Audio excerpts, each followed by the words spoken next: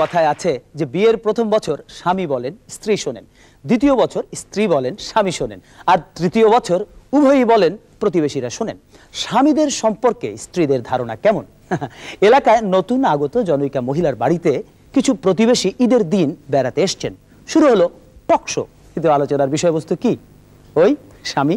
আপনি তো নতুন এলেন এই পাড়ায়, আমরা সবাই আপনার সঙ্গে আলাপ করতে এসেছি। আপনার স্বামীর খবর কি? আমার স্বামী একদম লাজুক। 10টা জিজ্ঞাসা করলে একটার উত্তর পাওয়া যায়। যা বলার আমিই বলি, একদম চুপচাপ। আমার কথা ছাড়া সে এক পাও নড়ে না। তা আপনার সাহেব করেন কি? তেমন কিছুই করে না, ঘরেই থাকে। পুরুষ মানুষ সারাদিন ঘরে থাকে, এই কেমন কথা? ঘর জামাই তো।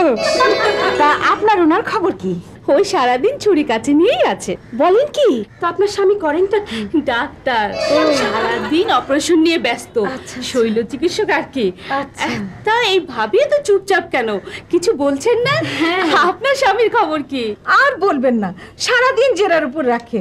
কোথায় গেলাম, কেন গেলাম, কখন গেলাম, কখন এলাম, ফিরতে দেরি হলো কেন, বাচ্চারা কি করছে, কেন করছে, ইত্যাদি ইত্যাদি। সব সময় একটা সন্দেহ। সারাক্ষণ টর্চার? তাহলে তো খুব সমস্যার মধ্যে আছেন ভাবি।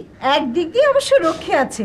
সেই সকালে যায়, কখনো কখনো সন্ধ্যায় ফিরে, আবার কখনো মধ্যরাতে, আবার কখনো ফেরেই না। কি এমন পেশা নিয়েছে যে দিনরাত কাজ থাকে?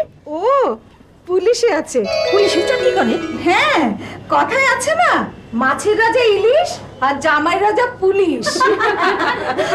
তা আপনার খবর কি ভাবি? আমারটা আর কি শুনবেন ভাবি, সারাদিন বকবক বকবক করেই চলেছে। একটা প্রসঙ্গ পেলেই হলো, ব্যাস তারপর ঘন্টার পর ঘন্টা লেকচার দিয়ে চলে। তা ভাই সাহেবের প্রফেশনটা কি? এখন অবশ্য কোনো প্রফেশন নেই, তবে একটা ভাব ধরে থাকে। সবাই আবার তাকে আতেল ডাকে। যাকগে, আমাদের সবারটা তো শোনা হলো। ভাবি, এবার আপনারটা শুনি। আর আমার কথা কি শুনবেন? ওই একই স্বভাব, কথা বলা। আপনার সাহেবের তো তবু একটা প্রসঙ্গ লাগে, আর আমার উনি কোনো প্রসঙ্গ ছাড়াই ঘন্টার পর ঘন্টা কথা চালিয়ে যেতে পারে। এক অদ্ভুত মানুষ। এত বছর ঘর করলাম, তবু লোকটাকে চিনতে পারলাম না। ভদ্রলোক করেনটা কি? আর কি, পলিটিক্স।